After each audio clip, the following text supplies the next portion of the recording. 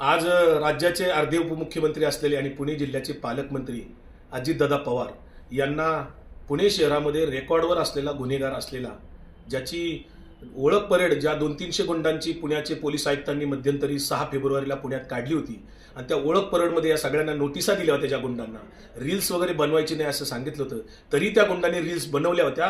Police आयुक्तांची notice किंवा सूचनेला त्यांनी केराची टोपली दाखवली होती. असे गुंड ज्या गुंडाच्या घरी म्हणजे गजा मारणीच्या घरी उपमुख्यमंत्री अजितदादांचा मुलगा पार्थ पवार आपल्या सहकाऱ्यांसह घरी जाऊन भेटतो. आज निलेश गायवळ दुसरा नामचीन गुंड जो कर्जत जामखेडवरून येतो, त्या निलेश गायवळला प्राध्यापक राम शिंदे आणि अजितदादा एक बैठक करतात. अजितदादांना हा भेटतो, एकत्रित चर्चा होते, अजितदादा कोणाला तरी फोन करतात. हे सगळे फोटो आजचे आम्हाला मिळालेले आहेत.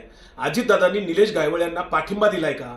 कर्जत जामखेडमध्ये रोहित पवार आमदार आहेत, कदाचित त्यांना टार्गेट करण्यासाठी गुंडागर्दी वाढवण्याच्या हेतूने त्यांना अजितदादांनी आज स्वतः निलेश गायवळांना शेजारी बसून घेऊन फोटो सेशन केलेलं आहे का?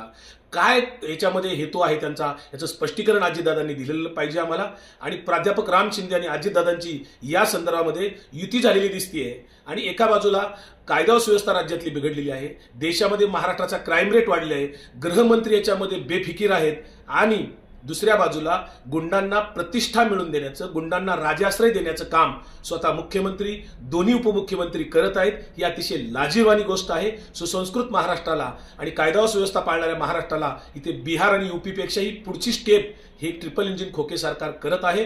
गुंडांना राजाश्रय देणाऱ्या या मंत्र्यांचा, विशेषतः उपमुख्यमंत्री असतील, गृहमंत्री असतील, मुख्यमंत्री असतील, यांचा मी जाहीर निषेध करतो. आणि या ट्रिपल इंजिन खोके सरकारने गुंडागर्दी वाढवून नेमका हेतू काय तुमचा आहे हे जगाला सांगावं, महाराष्ट्राला सांगावं.